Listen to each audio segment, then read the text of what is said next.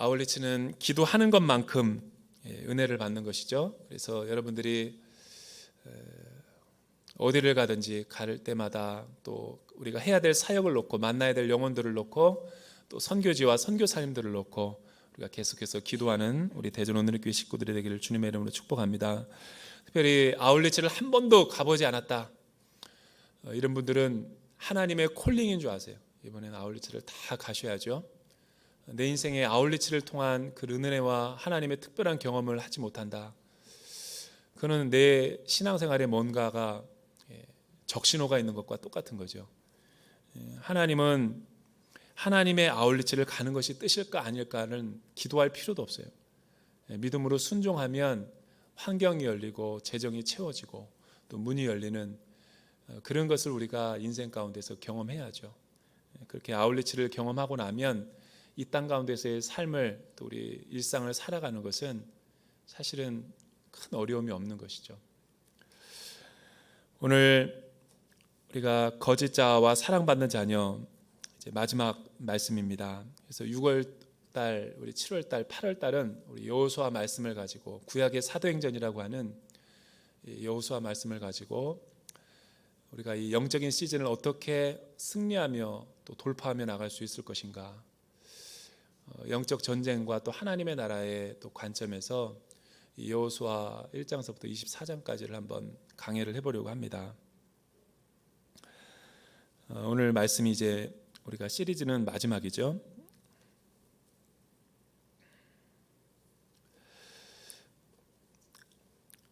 청교도 설교자로 널리 알려진 아더 핑크, 제가 굉장히 존경하는 목사님이신데 이 아주 주옥 같은 설교와 또 회중을 깨우는 설교로 그 시대의 영적인 대각성을 주도했던 이 목사님이시죠. 우리나라의 설교의 대가는 이동원 목사님인데, 이동원 목사님이 언제 인터뷰를 할 때 자기가 가장 영향을 많이 받은 분이라고 하면 로이드 존스 목사님도 있지만 이 청교도 설교가 아더 핑크 목사님을 손꼽아서 이야기하는 것을 보았습니다. 이 아더 핑크 목사님은 기도가 많이 하시는 목사님이신데, 어느 날 하나님이 주신 그 부흥회를 이끌러 이제 배를 타고 먼 타국으로 이제 여행을 하는 가운데 있었는데, 먼 항해를 앞두고 이제 하나님 앞에 기도하고 말씀을 잘 준비하고 이제 그 선상에서 또 돌아다니면서 전도할 각오를 하고 이제 모든 스케줄과 일정을 짰죠. 타이타닉 영화를 보면 알듯이 그 배에 승선하는 거대한 그 배 안에는 이 귀족들도 있지만 무역 상인들도 있고 또 가난한 사람들이 있고 또 어디로 노예로 끌려가는 사람들도 있고 다양한 부류의 계층의 사람들이 있었죠. 그런데 그 대상들을 하나님께서 전도하라는 마음을 주셔서 밤늦게까지 술을 먹는 사람, 또 도박을 하는 사람, 또 싸우는 사람, 협작꾼들, 또 남의 물건을 훔치는 사람, 이런 다양한 부류의 계층의 사람들이 이 배 안에 있었죠. 그래서 전도를 막 하기 시작했을 때 예수 믿어야 됩니다. 예수 믿어야 천국 갑니다. 여러분들의 죄를 회개해야 됩니다. 그냥 직설적으로 복음을 선포했는데 그 말씀 앞에 수많은 사람들이 자신이 죄인이라고 가슴을 찢고 통회하고 떼굴떼굴 구르기는커녕 아더 핑크 목사님에게 욕짓거리를 하고 차마 입에 담을 수 없는 저주와 또 하나님을 믿으려면 내 주먹을 믿으라, 이런 몰상식한 행동을 막 하는 것을 볼 수가 있었죠. 그래서 하나님 앞에 또 기도하고 또 그 다음날 가서 또 한 바퀴 돌면서 예수 믿어야 삽니다. 아주머니 예수 믿으세요. 또 어린아이들에게도 기도해 주면서 예수 믿어야 천국 간다 라고 계속 복음을 전했는데, 그때도 별 추수가 열매가 없었대요. 그런데 배가 한참 4, 5일을 가던 중에 큰 대풍을 만났죠. 마치 사도행전에서 아들의 묻대노호가 큰 대풍을 유라굴로라고 하는 광풍을 만나서 배가 좌초되기 일보 직전이었을 때처럼 수많은 그 배에 탑승했던 많은 사람들이 정말 며칠 동안 계속되는 다 구토하고 쓰러져 있고 또 막 그 집기들이 부서지고 이런 가장 절체절명의 위기 가운데서 불이 꺼지고 그래서 그 선장이 기내에 광고를 하는 거죠. 여러분, 우리는 지금 배가 어떻게 될지 한 치 앞도 내다볼 수 없습니다. 이 배가 진정 기미를 보이지 않고 계속해서 엄청난 집채만한 태풍과 폭풍이 밀려와서 우리 배를 삼키려고 합니다. 하나님을 믿는 사람들이 있다면 여러분들이 기도해 주십시오. 모든 운명을 하나님께 맡깁니다. 그렇게 배 선주가 이야기를 했어요. 그때는 그랬더니 그 모든 배에 탑승한 사람들이 울면서 또 가족을 그리워하면서 막 부르짖더래요. 이제 우리는 끝났구나. 우리는 이제 살아서 못 돌아가는구나. 내 사랑하는 아내에게 작별 인사도 못했는데 막 그래 울더니 아더 핑크 목사님에게 절규를 하더래요. 목사님 살려주십시오. 목사님 당신이 믿는 하나님에게 우리를 좀 중재해 주십시오. 우리가 죄인입니다. 막 얘기하지도 않았는데 그들이 갑자기 하나님 앞에 자신이 죄인들임을 고백하면서 자신이 그동안 살아온 삶을 뉘우치고 회개하는 막 이런 딜리버런스 역사가 일어난 거예요. 아더 핑크 목사님은 너무 놀래가지고 기도해 주면서 불안해 마십시오. 두려워하지 마십시오. 우리는 이 고비를 잘 넘길 겁니다. 하나님은 살아계십니다. 하나님은 부활의 능력으로 이 배를 안전하게 지켜줄 겁니다. 폭풍은 가라앉을 겁니다. 그리고 배 한 귀퉁이에 가서 계속해서 위로해 주면서 기도했다라는 거죠. 그런데 하루가 지났을 때 갑자기 거짓말이듯이 드라마처럼 태양이 갑자기 저기서 뜨더니 파도가 잔잔해지고 배가 평온해지기 시작한 거예요. 이틀이면 이제 자기가 부흥회와 사경회를 이끌 그 장소의 항구에 도달하는데 놀라운 광경을 아더 핑크 목사님이 본 거죠. 마지막 날 밤에 이제 여행을 하는데 하루만 지나면 이제 그 배가 그 목적지에 도달하는데 하룻밤 사이에 일어난 일을 일기에다가 이렇게 적고 있어요. 전적인 타락과 부패를 하나님을 잃어버린 인간의 본성을 나는 그날 밤 지켜봐야 했다. 3, 4일 동안 태풍이 불고 폭풍이 불었을 때 그 겸손하고 살려달라고 그러고 나는 죄인입니다 하던, 그리고 자기가 술주정뱅이였고 도박해서 남의 돈을 훔쳤고 사기꾼이었고 막 모든 죄들 회개하던 토설하던 그 죄인들은 온데간데 없고, 자기가 배 한 바퀴를 다시 돌았을 때 또 여전히 술을 마시고 여전히 도박을 하고 여전히 복음을 전했더니 아더 핑크 목사한테 욕짓거리를 하는 그들을 보면서 인간의 본성에 대해서 그렇게 수레하고 있는 거죠. 사람들은 변할 것 같지만 잘 안 변한다는 거예요. 겉모습은 변하는데도 태도, 본성이 안 바뀐다는 거죠.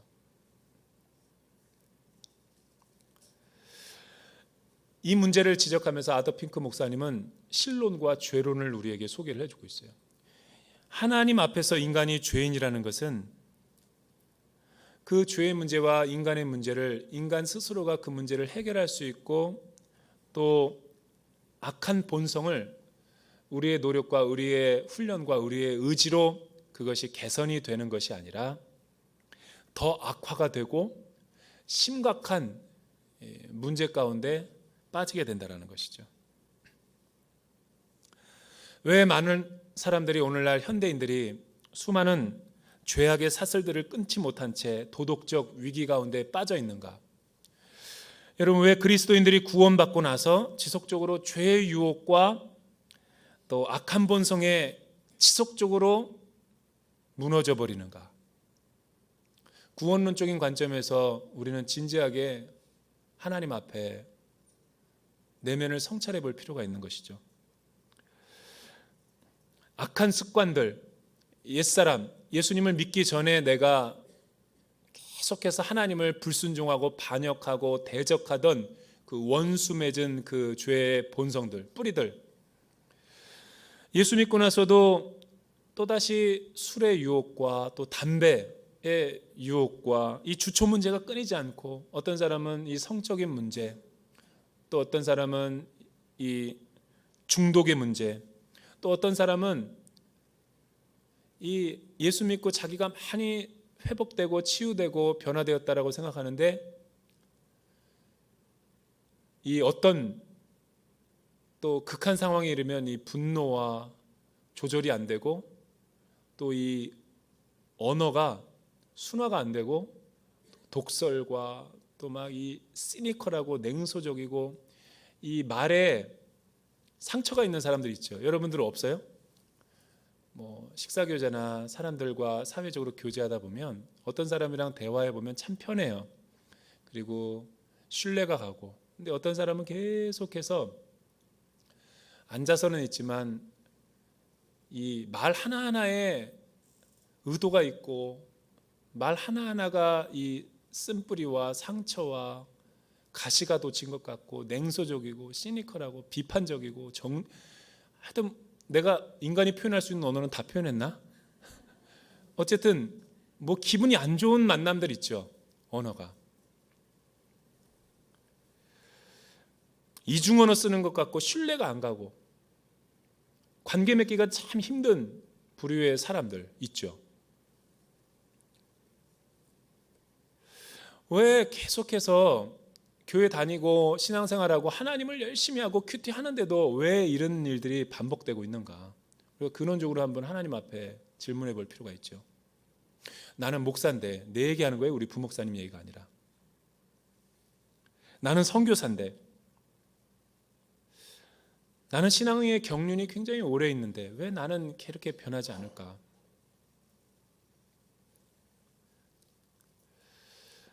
또 이런 것에서 자유로울 수 있는 비결은 없는가? 여러분, 그 말씀을 우리가 오늘 다루어 보기를 원합니다. 그 내면의 문제를 우리가 한번 살펴보기를 원해요. 그거는 내가 말씀 앞에서 나의 내면의 세계를 정직하게 바라보고 있지 않기 때문에 그런 거죠. 그러니까 교회는 발을 딛고 다니는데, 예배는 드리고 순모임에는 들어가고 또 제자 훈련과 또 양육 많은 사역들을 하긴 하는데, 그 사역들에 감춰져서, 그 어떤 프로그램에 감춰져서 겉사람은 하나님과 교제하고 있는 것 같은데 나의 속사람과 내 영혼이 하나님 앞에 정직하게 나아가고 있지 않는 거죠. 그러니까 수많은 방어 기제들과 수많은 이 하나님과 나 사이에 어떤 담과 벽과 막혀 있는 것들이 있는 거예요. 이런 것들을 걷어내버리지 않으면 우리는 계속해서 무늬만 그리스도인이지 성장과 성숙이 멈춰버리는 크리스찬들이 되는 거죠. 이거는 목사라 할지라도 예외가 아니에요. 왜냐하면 우리의 영적인 문제이기 때문에. 오늘 말씀해 보면은 창세기 3장은 굉장히 그 타락하기 이전의 모습과 타락하고 나서의 우리의 삶의 영혼의 어떤 변화와 그런 모습들을 잘 조명해 주고 있어서 이 말씀은 되게 중요한 부분이죠. 여호와 하나님께서 아담을 부르시며 이 범죄한 직후에 내가 어디 있느냐 하고 말씀하셨습니다. 그때 아담은 제가 동산에서 하나님의 소리를 듣고 벌거벗은 것이 두려워 숨었습니다 라고 말하는 것이죠. 여러분, 창세기 3장은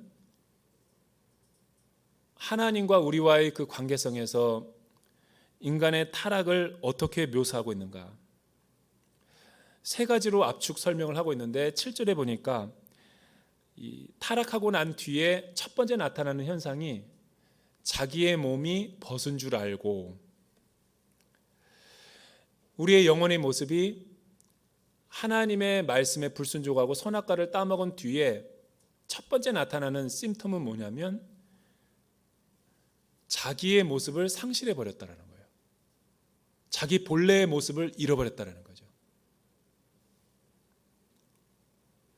참된 자아의 모습을 잃어버리고 거짓된 자아의 모습이 보여지게 된 거죠.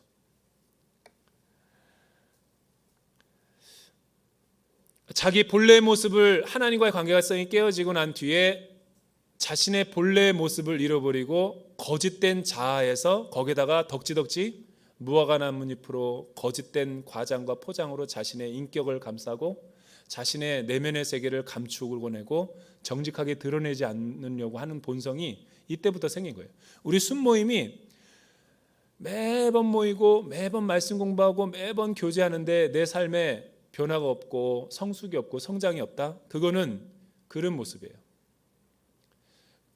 이 진정한 내 영혼의 모습으로 참된 자아로 하나님 앞에, 성도들 앞에, 공동체에서 나가는 게 아니라 거짓된 자아로, 겉사람으로 교제를 하고 관계를 맺기 때문에 형식적인 만남이죠. 이런 만남은 아무리 신앙생활을 열심히 한들 열매와 성숙이 없죠. 두 번째는 죄를 짓고 나서 8절에 보니까 하나님의 낯을 피해 동산나무 사이에 숨었다. 하나님을 잃어버리고 난 뒤에, 관계성이 깨어지고 난 뒤에, 죄가 우리의 영혼에 침투하고 난 뒤에 두 번째 나타나는 증상은 뭐냐면 하나님으로부터, 영적인 세계로부터 자꾸만 멀어지려고 하는 경향성. 원래 타락하기 이전에는 하나님과의 그 친밀한 사귐과 하나님께로 더 가까이 나아가고 이 목마름과 갈망과 깊은 사랑의 친밀감이 있었어요. 그냥 특별한 거 안 해도 그 안에서 자유하고 기뻐하고 또 하나님과 교제하는 것이 어려운 것이 아니었어요. 그런데 죄를 짓고 난 인간은 숨는 거죠. 숨는 거예요. 죄를 짓고 난 뒤에 인간이 가장 하는 특징이 뭐냐면 숨는 거예요. 그리고 속이는 거죠. 세 번째는 뭐냐? 당신이 나에게 준 그 여자가 나무 실과를 내게 주었다. 또 여자는 뱀에게, 하나님이 창조하신 뱀이 나에게 그의 실과를 줬다. 이게 책임을 지려고 하지 않고 책임을 다른 타인에게, 다른 사람에게 전가하려는 거죠. 어디서 많이 본 것 같지 않아요? 대한민국 언론에 날마다 나오는 뉴스에 나는 모른다. 사회가 이렇게 어수선한데 책임질 사람은 없어. 그게 대한민국 사회죠.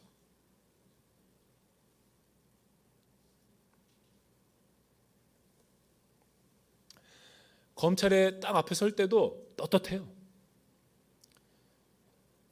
하나도 남김없이 법대로 또 검찰에서 정확하게 이야기했다고, 다 이야기하겠다고. 나올 때는 수갑차죠. 처음부터 나아갔을 때 죄송합니다, 제가 죄인입니다, 이렇게 고백한 사람이 없어요. 우리가 하나님 앞에 나아갈 때 그렇다는 거죠. 우리 부모가 너무 가난해서, 또 나는 그러려고 하지 않았는데 친구들 때문에, 다 우리는 이 핑계 저 핑계, 자기는 늘 피해자고 다른 사람은 다 가해자야. 이런 사회는 건강하지 못한 사회죠. 근데 미안하지만 우리나라는 거의 제가 말하는 게 맞아요. 그죠? 나를 포함해서.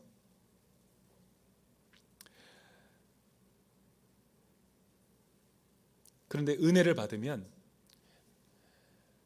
우리의 영혼이 구원을 받고 하나님을, 사랑을 깨닫고 십자가를 경험하면 사람이 완전히 바뀌어요.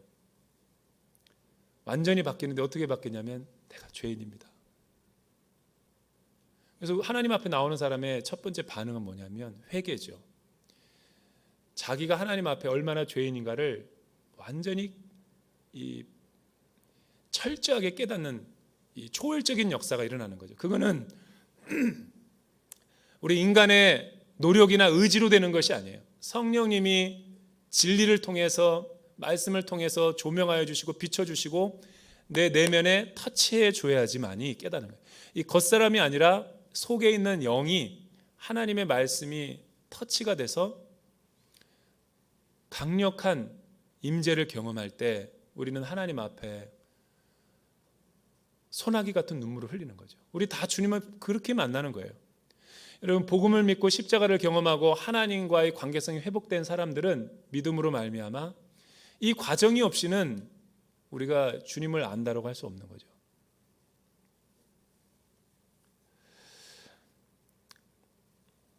하나님은 죄의 어두움 속에서 두려워하고 있는 인류에게 찾아오셔서 뭐라고 말씀하셨습니까?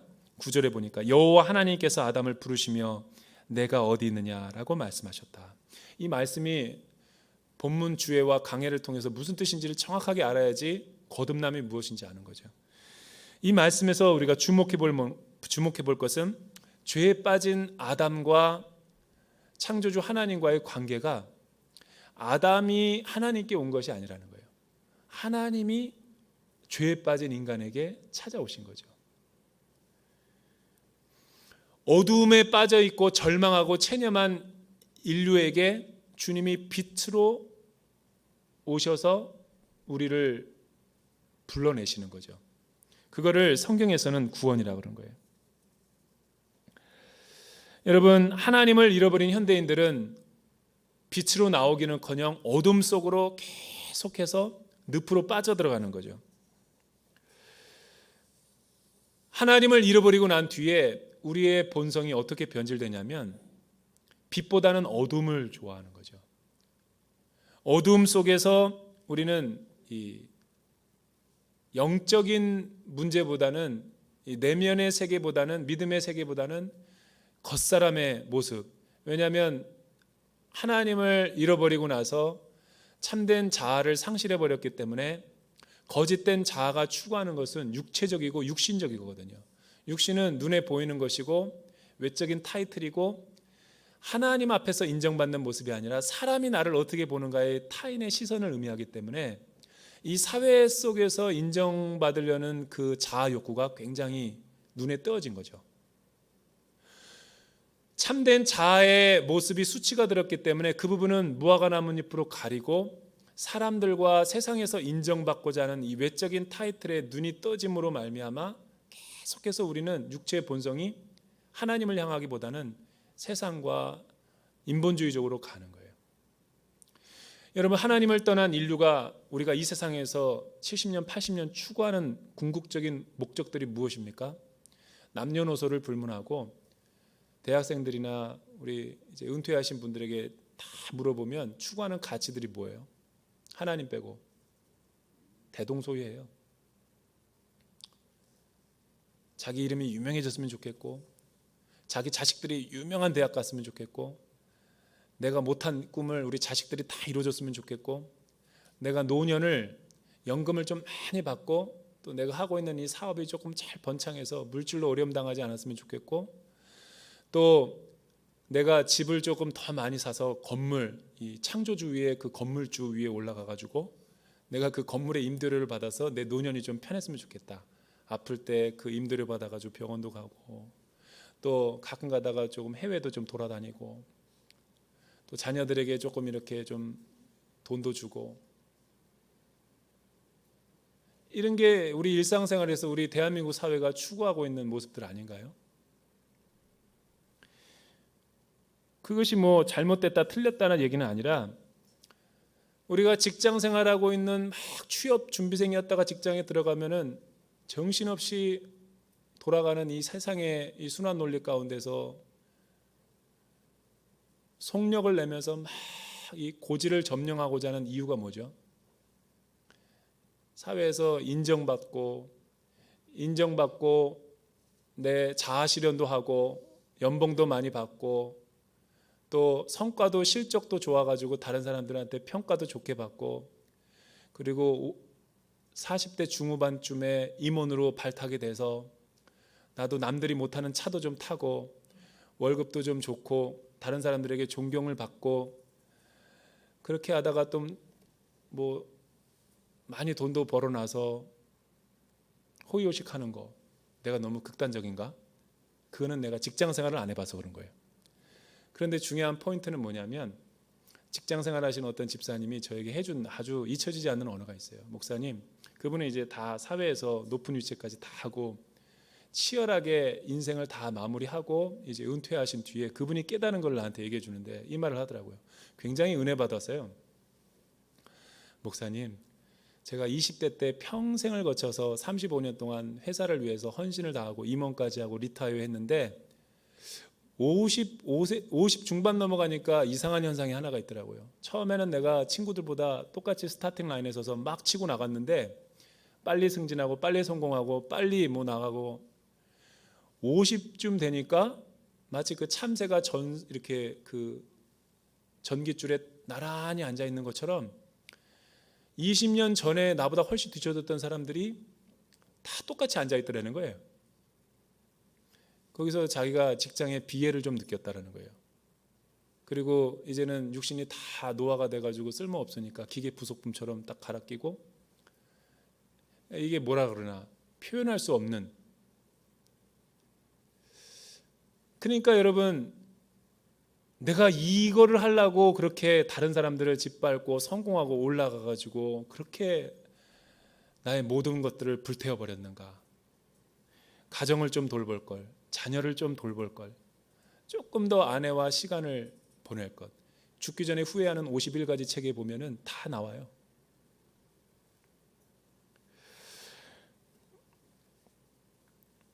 명예와 소유욕과 탐욕, 우리가 다 추구하는 것들이죠. 그런데 문제는 뭐냐면 그 거짓된 자는 아무리 소유하고 아무리 높은 곳에 올라가고 아무리 내가 원하는 것들을 다 실현을 해도 우리의 영혼을 만족시킬 수 없다는 거예요. 왜 현대인들이 열심히 살았음에도 불구하고 어느 날 직장을 나올 때 자녀들을 다 시집장가 보냈을 때 인생에 후회하는 공허감이 찾아오는가? 자기는 열심히 살라고 살았지만 사실은 내 내면에는 깊은 만족과 행복이 없거든요.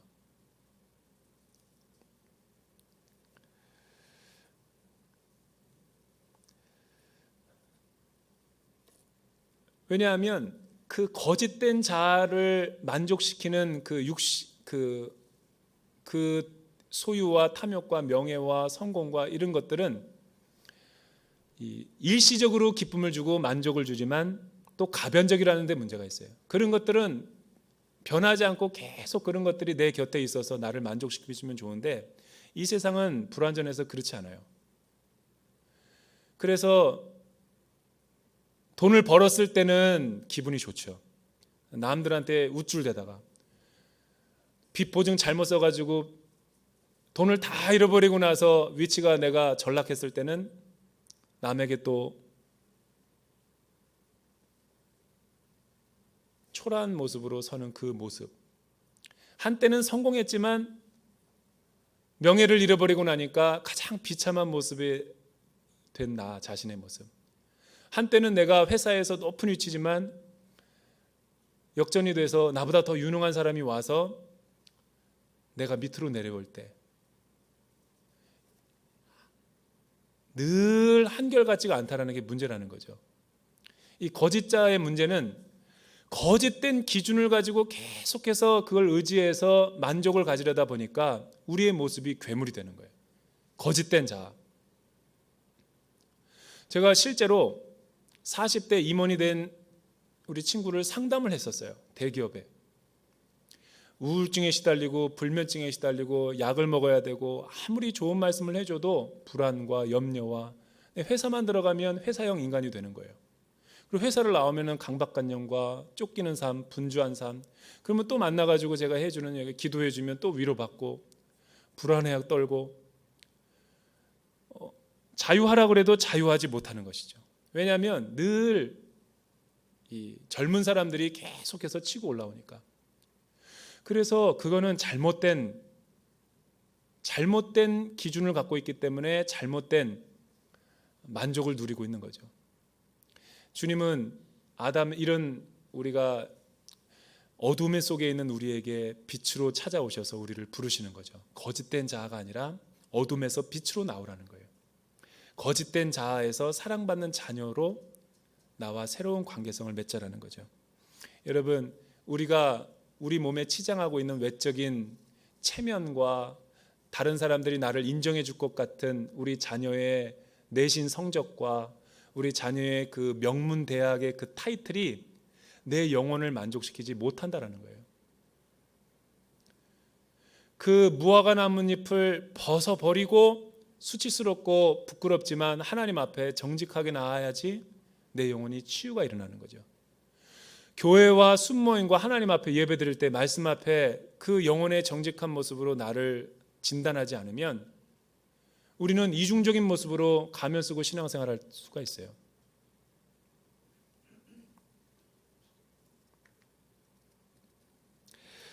마태복음 11장 28절에서 우리 주님이 그렇게 말씀하시죠. 수고하고 무거운 짐진 자들아 다 내게로 오라. 내가 너희를 쉬게 하리라. 너희는 뭐예요? 거짓된 자아가 아니에요. 외적인 모습이 아니라고요.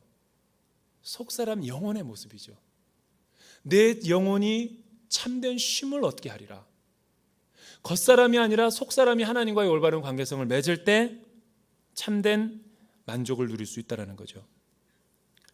두 번째는 하나님이 내가 어디 있느냐라고 물으시는 이 질문 가운데는 하나님의 인격적인 사랑을 우리가 알 수 있는 것이죠. 여러분, 하나님이 아담이 어디 있는지 모르기 때문에 전지하신 하나님이 숨바꼭질 놀이 하는 거 아니죠. 창세기 4장 9절에서 10절에 가인이 동생 아벨을 죽였을 때 우리 하나님이 이런 말씀을 하셨어요. 내 아우가 어디 있느냐. 똑같죠? 질문이. 하나님이 아벨이 어디 있는지 몰라서 질문하는 게 아니라고요. 그 뒤에 이런 질문을 해요.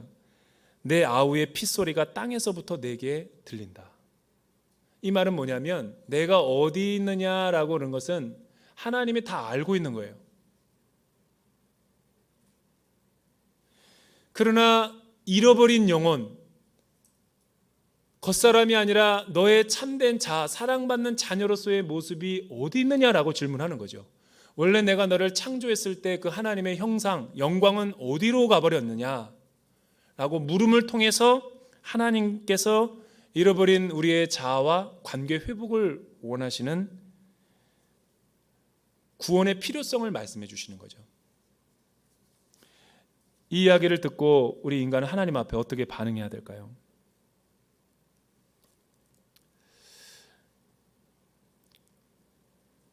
이 중요한 도표를 보여드릴 테니까 눈을 크게 뜨고 보셔야 돼요. 닐 앤더슨이 이제야 내가 누구인지 알았습니다 라는 그 유명한 책에서 유명한 도표 하나를 저렇게 보여주는 거예요. 여러분, 일반적으로 인간은 이분법으로도 분류가 될 수 있지만 영혼과 육체, 3분법으로도 나뉘어질 수 있어요. 영, 혼, 육. 이 저자에 의하면 우리의 존재는 이렇게 구성이 되어 있는 거예요. 맨 가운데 노란 거에는 코와 영혼이 있는 거죠. 영혼, 하나님의 형상. 근데 그 영을, 스피릿을, 소울이죠. 이거를 둘러싸고 있는 것이 혼적인 부분이라는 거예요. 혼이 파란색이죠. 지정의. 인격이라고 하는 부분인데 그거는 영이라고도 할 수 있지만 혼이라고 하는 게 더 정확하다라는 거죠. 마음이 있고 이모션, 감정이 있고 우리는 또 의지를 갖고 있어요. 의지. 그런데 이 영과 혼이 둘러싸여 있는 부분이 성경에서는 생명이라는 단어가 두 가지로 나와요. 조회. 하나님과 연합된 영혼. 그런데 이 혼적 파란 부분과 초록색 부분, 육체죠. 장례식에 가면은 화로 속에 들어갔을 때 한 줌의 재밖에 안 남는 그 바디는, 플래시는 첫 번째 아담의 몸이죠. 이 아담의 몸은 타락 이후에 온전한 기능을 상실해 버렸어요. 그래서 우리가 신앙생활하는 것은 이 아담의 몸을 벗어버리고 하나님, 예수님께서 부활하신 그 부활체를 두 번째 아담으로 오신 완전한 육체를 덧입는 게 우리 부활의 목표죠. 그러니까 그 파란색과 노란색은 영혼이고 이 초록색은 다 불태워서 없어지고 이 영혼이 우리가 휴거될 때 하나님의 백보자 앞에 갈 때 다시 거듭나는 거죠. 재창조, 새 창조. 이게 속사람이라는 거예요. 그런데 이 땅에서 살아가고 있는 이 초록색이 있는 한, 여러분 중요한 포인트는 바로 그거죠. 육체적인 생명을 비오스라고 그래요. 비오스. 그러니까 육체는 혼과 영이 같이 있을 수 있어요. 그러나 영과 혼이 같이 붙어 있어요. 그러니까 이 중간의 기능, 혼적인 부분이 육체와 영을 왔다 갔다 하는 거예요. 그래서 우리가 구원을 받으면 이 영은 물과 성령으로 거듭남을 받았는데 이 영은 요단강을 건넜어 이미. 믿음 안에서 연합을 했단 말이에요. 그런데 이 지상에서 우리가 살아가고 있는 게 거짓된 자와 사랑받는 자녀 사이에 이 중간 층이 바로 이 마음과 감정과 의지인 거예요. 이 부분은 아직도 중간지대예요. 영적인 훈련을 통해서 말씀을 통해서 기도를 통해서 더 성화가 되면 이 혼적인 부분은 영과 가까이 갈 수 있어요. 그런데 영적인 제자도와 훈련을 게을리하고 큐티 생활 안 하고 공동체 생활 안 하고 예배 게을리하면 이 혼적인 부분이 지정의가 육적으로 갈 수 있는 거예요. 육체에도 지배를 받기 때문에. 그래서 사도 바울은 육과 영이 날마다 싸우는 거죠. 또 우리가 옛사람 때 영은 변할 수 없죠. 이 혼적인 부분들이 너무 세상에서 상처를 많이 받아. 그러니까 여러분 구원을 받았지만 구원은 빠르지만 회복은 시간이 필요해요. 치료는 빠르지만 치유는 오래 걸려요. 치료는 육체적인 부분이지만 치유는 혼적인 부분이기 때문에. 그래서 내적 치유와 샤이닝 글로리와 제자도와 우리가 이 땅에서 교회 안에서 많은 양육 프로그램들이 뭐 하는 거예요? 여러분 이 혼을 교정하는 거예요. 근데 어떤 사람이 구원받고 예수 믿고 나서 열심히 사역하고 열심히 교회 생활하는데 이 마음과 감정과 의지를 이 제자 훈련을 게을리한다. 그러면은 영은 구원받았어도 이 속사람이 굉장히 더디 성장하고 성숙하는 걸 보게 되죠. 대부분의 많은 사람들이 회복이 필요한 부분이 이 파란색 부분이죠. 영이 깨어 있음으로 인해서 이 파란색을 다스려야죠. 육체까지.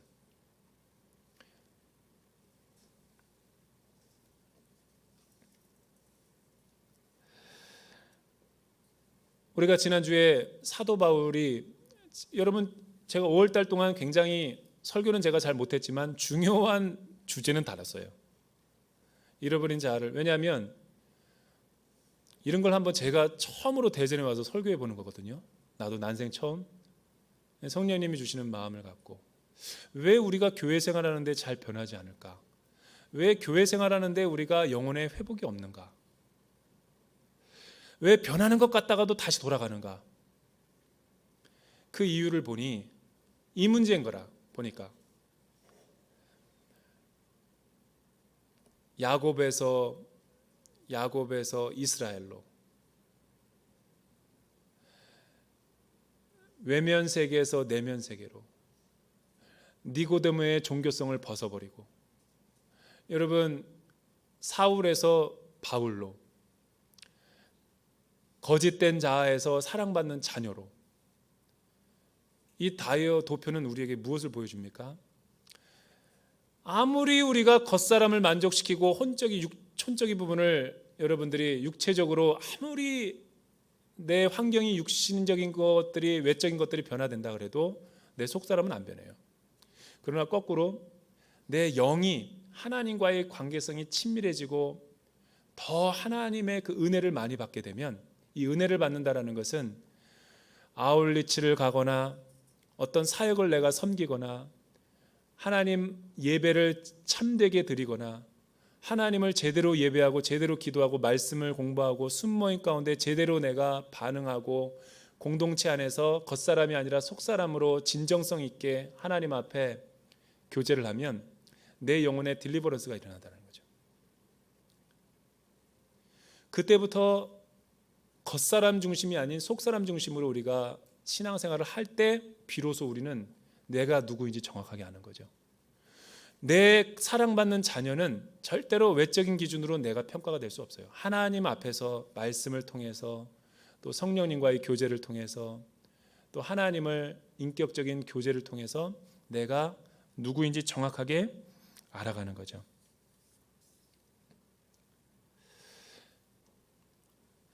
나는 우리 대전 온누리교회가 이런 참된 그 영적인 기쁨과 회복과 또 만족을 누리는 하나님의 성도들이 되기를 주님의 이름으로 축복합니다. 그렇게 될 때 교회가 영적으로 새로워지고 부흥이 되고 세상을 변화시키는 에클레시아가 되는 것이죠. 우리 자리에서 한번 다 일어나 보죠. 이 시간에 우리 같이 한번 기도할 때 하나님 아버지,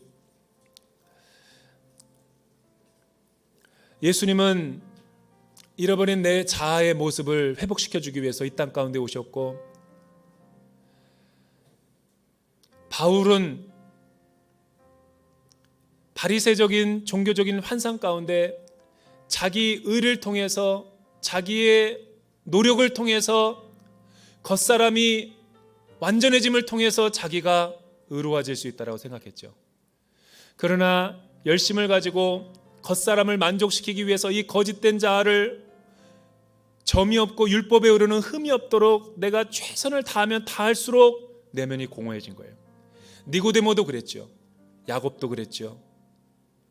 권력과 성공이 물질이 내 영혼을 채워줄 수 없는 거죠.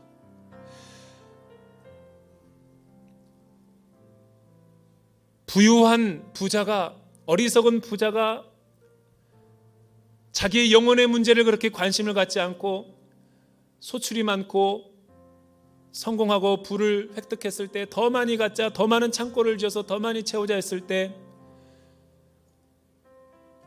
내면의 기쁨과 만족을 누릴 수 없듯이 다메섹 도상에서 겉사람이 아니라 속사람이 하나님을 만나고 회복되고 변화됐을 때 사울은 바울이 될 수 있었죠. 야곱은 이스라엘이 될 수 있었죠. 니고데모가 주님을 물과 성령으로 거듭날 수 있었죠. 부유한 사람이 영혼의 문제에 대해서 관심을 갖게 됐었죠. 오 주여, 우리 대전 온누리교회가 우리 많은 성도들이 겉사람의 문제가 아니라 우리 속사람과 영혼의 문제에 관심을 갖고 기도하는 주의 백성들이 되게 하여 주시옵소서. 기도하는 공동체가 되기를 원합니다. 하나님의 마음이 우리의 마음이 되기를 원합니다. 세상적인 것에 관심이 아니라 우리의 영혼의 모습을 더 많이 관심을 갖고 영적인 부흥을 위하여 기도하게 하여 주시옵소서. 두 손을 들고 주여 3번 외치고 통성으로 기도하겠습니다. 주여.